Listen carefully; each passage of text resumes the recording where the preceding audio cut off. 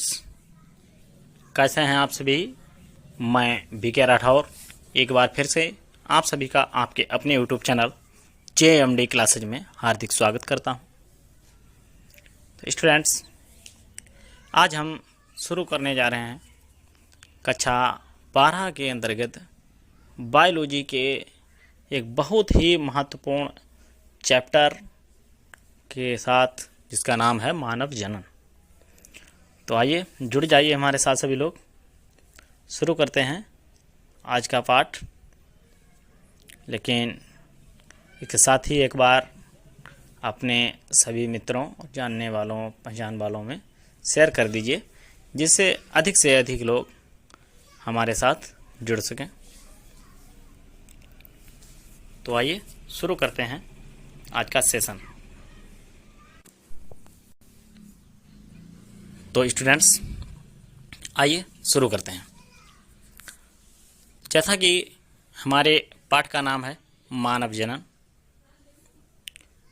तो मानव जनन के बारे में जानने से पहले जानते हैं जनन क्या होता है। तो आप सभी ने पढ़ा है और आप सभी जानते भी होंगे कि सजीवों में होने वाली ऐसी क्रिया जिसके द्वारा वो अपने वंशावली को बनाए रखते हैं, या यूं कहें कि अपने जैसे संतानों को जन्म देते हैं, जनन कहलाती है। इसी तरह से इंसान भी एक लिंगी जीव है, जिसमें नर और मादा शरीर अलग अलग होते हैं। नर शरीर में नर जननांग होते हैं और मादा शरीर में मादा जननांग होते हैं। तो आइए बात करते हैं नर जननांगों की। तो प्रिय विद्यार्थियों, जैसा कि आप जानते हैं, मानव लैंगिक रूप से जनन करने वाला एक सजीव प्रजक, या यूं कहें जरायुज प्राणी होता है। तो जरायुज प्राणी क्या होता है, इस बात पर आइए चर्चा कर लेते हैं।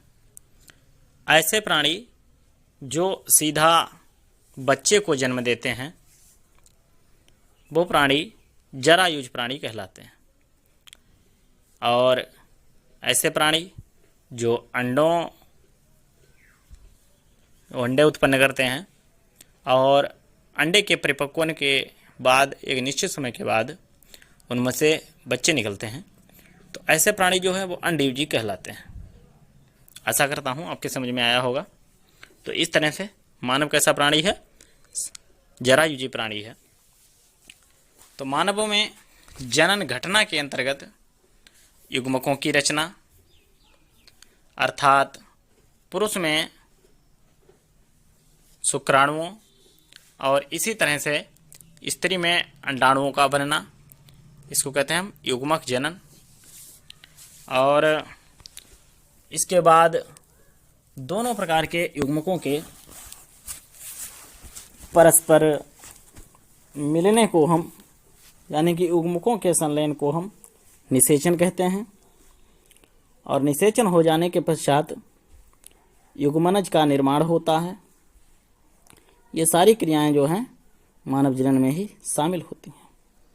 निषेचन हो जाने के बाद कोरक पुटी की, यानी कि ब्लास्टोसिस्ट की रचना होती है, और इसके बाद ब्लास्टोसिस्ट का परिवर्धन होता है, और साथ ही ये ब्लास्टोसिस्ट का गर्भाशय की भित्ति से चिपक जाना अंतर्रोपण कहलाता है, तथा भ्रूणीय परिवर्धन, जिसको हम गर्भावधि कहते हैं, जो आमतौर पर 9 महीने की होती है। इसमें कुछ दिन अधिक या कुछ दिन कम भी हो सकते हैं।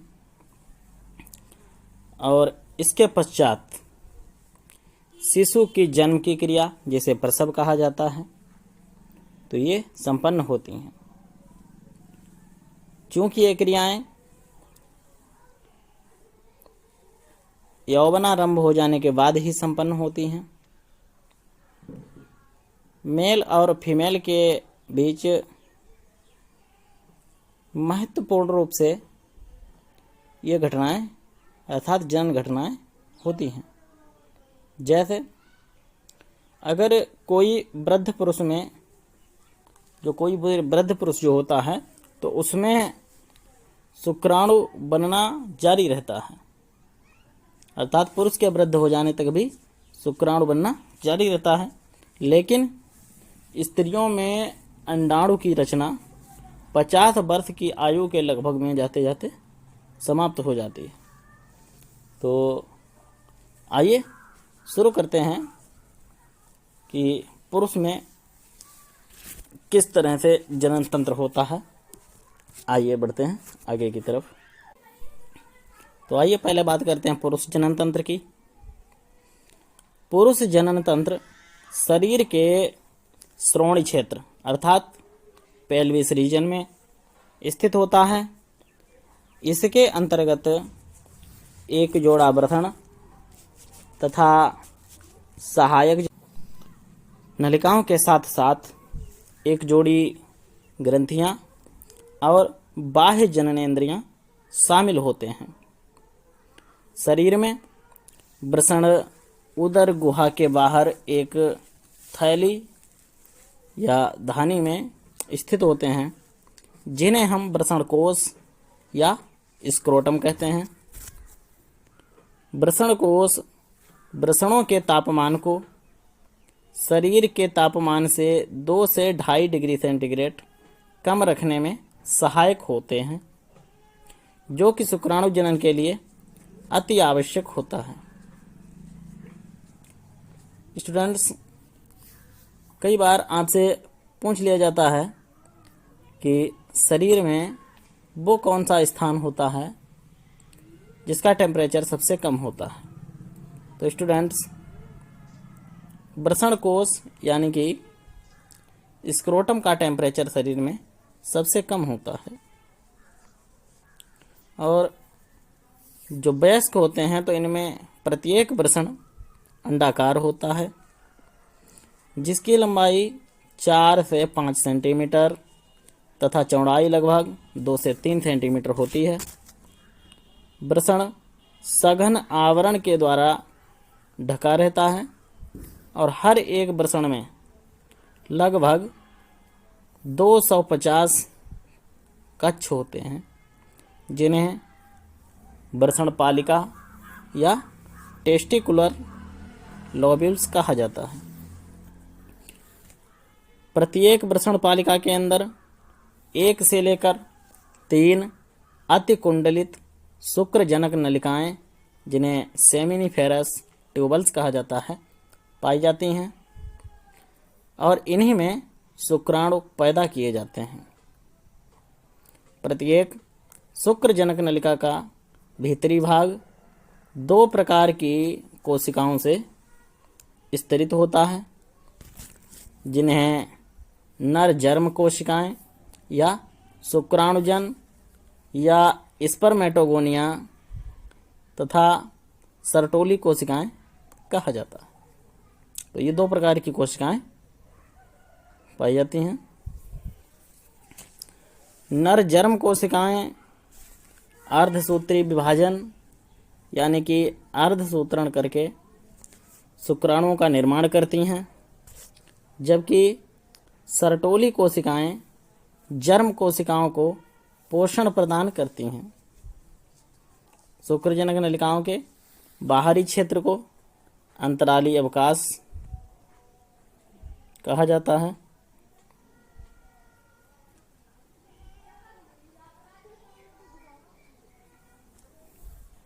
इसमें छोटी छोटी रुधिर वाहिकाएं और अंतराली कोशिकाएं या लैडिक कोशिकाएं, जिन्हें इंटरस्टीडियल सेल्स कहा जाता है, होती हैं।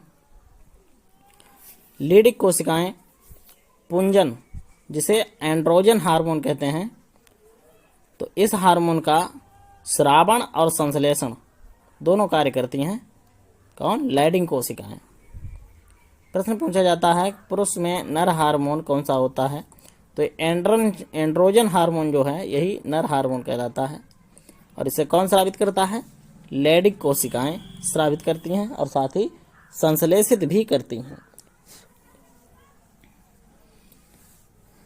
यहाँ पर कुछ और कोशिकाएं भी होती हैं जो प्रतिरक्षात्मक कार्य करने में सक्षम होती हैं। पुरुष लिंग सहायक नलिकाओं के अंतर्गत वृषण जालिकाएं, जिन्हें रेटेटेस्टिस कहा जाता है, और शुक्र वाहिकाएं, जिन्हें बास एफरेंसिया कहा जाता है, तथा अधिवृषण अर्थात एपिडिडाइमिस नलिकाएं और शुक्र वाहिका यानी कि वास डिफरेंस होती हैं। वृषण की शुक्रजनक नलिकाएं वृषण नलिकाओं के माध्यम से शुक्र वाहिकाओं में खुलती हैं। यह शुक्र वाहिका वृषण से चलकर अधिवृषण में खुलती है, जो कि प्रत्येक वृषण के बाद पिछली सतह पर पाई जाती है। ये अधिवृषण शुक्र वाहिका की ओर बढ़ते हुए उदर की ओर ऊपर जाती है और मूत्राशय के ऊपर की ओर एक लूप फंदा बनाती है। इसमें शुक्राशय से एक वाहिनी आती है और मूत्र मार्ग में स्खलनीय वाहिनी के रूप में खुलती है।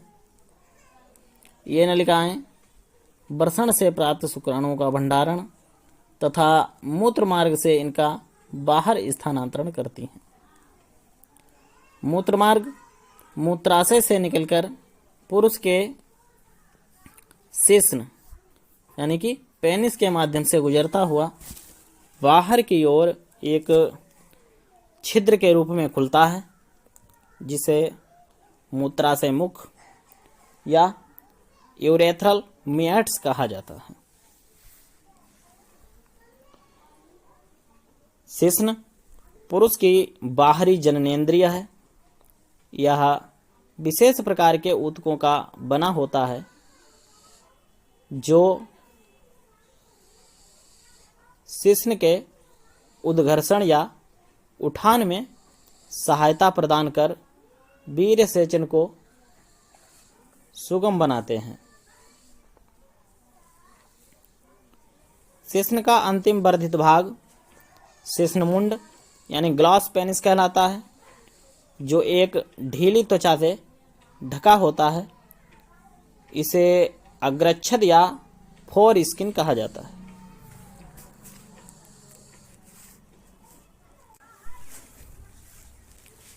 पुरुष लिंग की सहायक ग्रंथियों के अंतर्गत एक जोड़ा शुक्राशय तथा एक पुरस्थ यानी कि प्रोस्टेट ग्लैंड और एक जोड़ा बल्बो यूरेथ्रल ग्रंथियां शामिल होती हैं।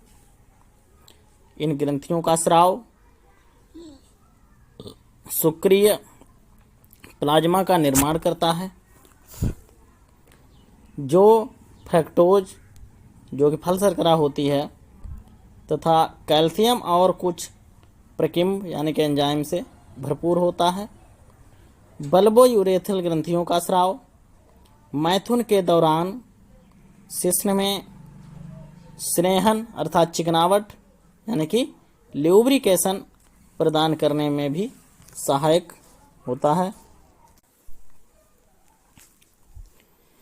अभी आप स्क्रीन पर एक चित्र देख रहे हैं। ये चित्र पुरुष के नर जननांग का है। यहाँ पर पुरुष के विभिन्न जननांग के नाम दिए गए हैं। इनमें आप देख सकते हैं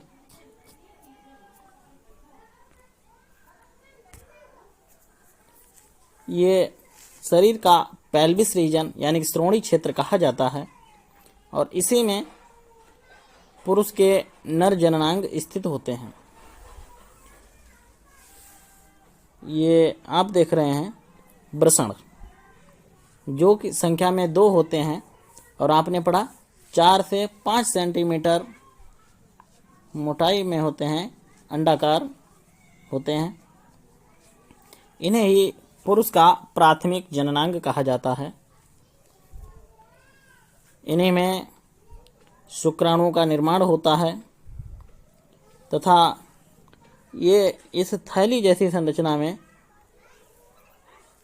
बंद रहते हैं, जिन्हें वृषण कोश कहा जाता है। इसी को हम लोग स्क्रोटम कहते हैं। तो इन प्राथमिक जननांगों के अलावा और अनेक सहायक जननांग भी हैं, जैसे शुक्राशय, आप पढ़ रहे हैं शुक्राशय। तो इसमें शुक्रिय द्रव्य इकट्ठा होता है तथा ये जो भाग आप देख रहे हैं इसको मूत्राशय कहते हैं। इसमें मूत्र इकट्ठा होता है जो कि समय समय पर पेनिस के माध्यम से शरीर से बाहर निकाल दिया जाता है।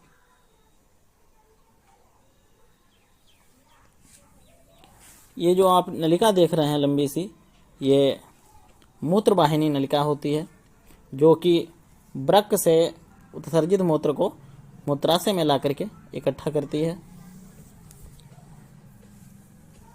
ये लंबी सी जो नलिका देख रहे हैं आप लोग, शुक्रवाहिका नलिका, जो हल्की गुलाबी सी दिखाई दे रही है, तो ये शुक्रवाहिका कहलाती है।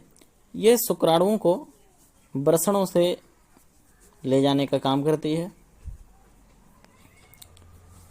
और ये आपकी प्रोस्टेट ग्लैंड है। ये जो आपको हल्की गुलाबी रंग की थैली जैसी संरचना दिखाई दे रही है, तो यही पुरस्थ ग्रंथ या प्रोस्टेट ग्लैंड कहलाती है। और इसके अंदर आपको ये जो नलिका दिखाई दे रही है, यह है आपकी स्खलन वाहिनी। पुरुष उत्तेजित हो जाता है तो शुक्राणु इसी के माध्यम से बाहर निकलते हैं। ये शेषन कहलाती है। ये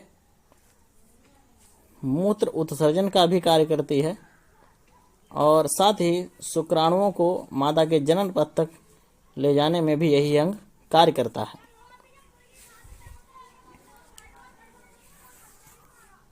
ये जो संरचना है स्टूडेंट्स, ये वाली, इस पर ऊतकों से बनी हुई दोहरी झिल्ली पाई जाती है, या यूँ कहें दोहरी त्वचा पाई जाती है, जो कि शेषन को घेरे रहती है। इसे हम शेषन मुंड कहते हैं। इसके अंदर अग्रच्छद पाया जाता है। ये संरचना स्टूडेंट जो होती है, इसमें मल इकट्ठा होता है जो कि समय समय पर त्याग दिया जाता है। इस तरह से स्टूडेंट्स ये नर के जनन तंत्र का एक चित्र है।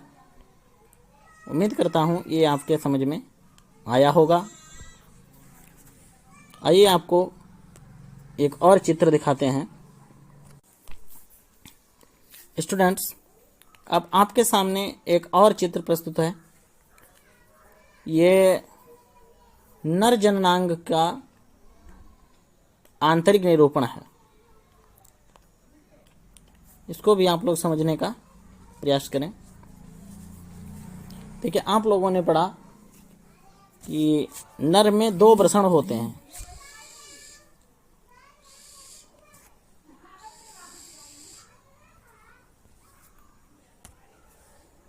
एक ये वृषण है और एक ए वृषण है। तो नर में 2 वृषण होते हैं और वृषण के अंदर ही आपने पढ़ा है अधिवृषण एपिडिडाइमिस। ये आप कुंडलित नलिकाओं का एक जाल सा देख रहे हैं, इसको कहते हैं एपिडिडाइमिस या अधिवृषण। और अधिवृषण से आगे बहुत महीन महीन सी ये आप लोग देख रहे हैं, बहुत महीन सी नलिकाएं दिखाई दे रही हैं अंदर की तरफ। इन्हें कहते हैं हम शुक्रवाहिकाएं। और ये जो नलिकाएं हैं जाल जैसा बना रही हैं, तो इसको वृषण जालिका कहा जाता है। और ये कई भागों में बटी होती हैं, तो ये वृषण पालिकाएं कहलाती हैं। ये जो नलिका दिखाई दे रही है आपको, वृषणों में बने हुए शुक्राणुओं को ये बाहर ले जाने का कार्य करती है। इसका नाम है शुक्रवाहिका यानी कि बास एफ्रेंसिया। और ये संरचना, ये मूत्र वाहिनी है। ये वृक्क के द्वारा उत्सर्जित किए गए मूत्र को इस मूत्राशय में इकट्ठा करती है। ये भी 2 नलिकाएं होती हैं, एक लेफ्ट में एक राइट साइड में। ये जो हल्की पीली संरचना आप देख रहे हैं ये शुक्राशय है, तथा ये संरचना जो है हल्की क्रीम कलर से, तो ये प्रोस्टेट ग्लैंड है।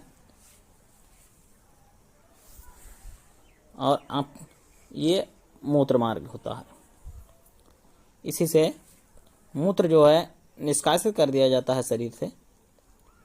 और इसी पथ से शुक्राणु भी जो है मादा के जनन पथ तक पहुंचते हैं। तो उम्मीद करता हूं आपने इसके बारे में भी बेहतर से जाना होगा। आइए आगे की तरफ बढ़ते हैं। अब आपके सामने प्रस्तुत है शुक्रजनक नलिकाओं के आरेखीय काट का एक दृश्य। देखिए, इस चित्र में शुक्राणुओं को दिखाया गया है। ये जो आपको थोड़े से लाल कलर के अंदर जो भित्ति दिखाई दे रही है, इसके अंतर्गत आपको विभिन्न कोशिकाएं दिखाई दे रही होंगी। तो ये जो कोशिकाएं हैं इन्हें हम अंतराली कोशिकाएं कहते हैं। यहाँ पर ये शुक्राणु का निर्माण शुरू होता है, लेकिन ये चल शुक्राणु नहीं होते हैं, इसीलिए इन्हें स्पर्मेटोगोनिया कहते हैं। स्पर्म बनने की फर्स्ट स्टेज यही होती है। अब यहाँ पर ये आपको शुक्राणु दिखाई दे रहे हैं, रखिएगा थोड़ा, ये आपको शुक्राणु दिखाई दे रहे हैं। और यही हैं आपकी सरटोली कोशिकाएं। इन्हीं में शुक्राणु जो है धंसे रहते हैं और यहीं पर ये परिपक्व होते हैं। आशा करता हूँ तीनों चित्र आपको समझ में आए होंगे। साथ ही पुरुष के नर जननांग क्या होते हैं, कहाँ पर होते हैं, कौन कौन से होते हैं, ये भी आपको समझ में आया होगा। तो आइए बढ़ते हैं आगे की तरफ। लेकिन उससे पहले जो विद्यार्थी हमारे चैनल से नए जुड़ रहे हैं या जिन्होंने इससे पहले की वीडियोज नहीं देखी हैं, वो लोग चैनल के डिस्क्रिप्शन में जाएं या फिर प्लेलिस्ट में जाएं और जीव विज्ञान की प्लेलिस्ट में जाकर के पीछे के सारे वीडियोज को आप देख सकते हैं। साथ ही जैसा कि आप जानते हैं, हमारे किस चैनल पर किसी भी प्रकार का कोई भी शुल्क नहीं लिया जाता है। हमारे चैनल से आप निःशुल्क पढ़ाई कर सकते हैं और साथ ही अपना एक उत्तम स्थान हासिल कर सकते हैं। तो विद्यार्थियों, बने रहिए हमारे साथ और अधिकतम लोगों तक शेयर करते रहिए, जिससे अधिकतम लोगों तक इस चैनल का लाभ पहुंच सके। तो स्टूडेंट्स, बने रहिए हमारे साथ और पढ़ते रहिए। हमारे इस चैनल पर सिर्फ बायोलॉजी ही नहीं बल्कि यूपी बोर्ड से संबंधित हर विषय की जानकारी प्रोवाइड कराई जाती है। जैसा कि आप जानते हैं, आपके एग्ज़ाम आने भी बहुत अधिक देरी नहीं है। तो पढ़ते रहिए, साथ ही अपने अन्य दोस्तों को भी हमारे चैनल के बारे में बताएं और उन्हें भी पढ़ने के लिए प्रेरित करें, जिससे वो भी एक उत्तम स्थान प्राप्त करें। अधिकतम लोगों तक शेयर करते रहिए। अगला जो हमारा टॉपिक होगा वो होगा मादा जननांग।